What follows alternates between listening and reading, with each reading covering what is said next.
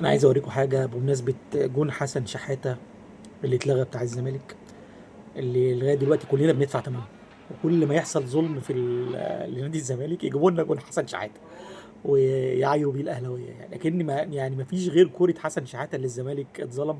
ما ظلمش الزمالك. فعايز اوريكم حاجه، بصوا كده معايا. بص الكوره دي عصام مرعي بيلعب عرضيه، فالكابتن جمال عبد الحميد الكوره جت في ايده وبعدين المدافع طلعها بدماغه. الحكم حسبها ضربة جزاء. صدق او لا تصدق ده دوري 92 اللي خده الزمالك. هو صراحة كان معاه جيل مرعب في 92 يعني، بس انا عايز اوريك بس ان ايه، يعني زي ما انت بتاخد بيتحسب عليك حاجات غريبة، فانت برضو بتاخد حاجات غريبة. الكورة كابتن جمال حميد لعبها بايده فجت في دماغ المدافع، فالحكم حسبها ضربة جزاء. طبعا ده قبل ما عصر الفار، يعني لو حتى بس تهيألي لو الحكم ده كان فيه فار برضه كان هيرجع يحسبها، لان في غلط. اوريكم حاجة تانية برضه. بص بقى، ده في الدوري اللي اتلغى فيه جون حسن شحاته، او في الماتش نفسه باين تقريبا حاجه زي كده. او لا، في الدوري ده اللي اتلغى فيه جون حسن شحاته.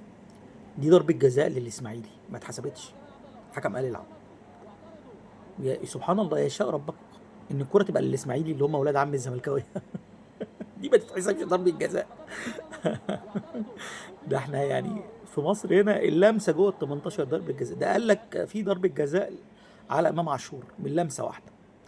فدي ما اتحسبتش ضربه جزاء دي كمان. فانا بس عايز اوريك ان ايه، زي ما انت بتتظلم برضو بيبقى ليك حاجات ظلم. ما بدناكش بقى تصدع دماغنا بجون حسن شحاته اللي انت مش عايز تنساه ده. ما هو يا عم اهو. ف بس كرة الترسانة دي انا مش عارف الحكم حسب، والكابتن جمال حميد تشوفه بمنتهى البراءة وهو رايح هات الكرة بيلين، هات الكرة بيلين، مفيش واعظ.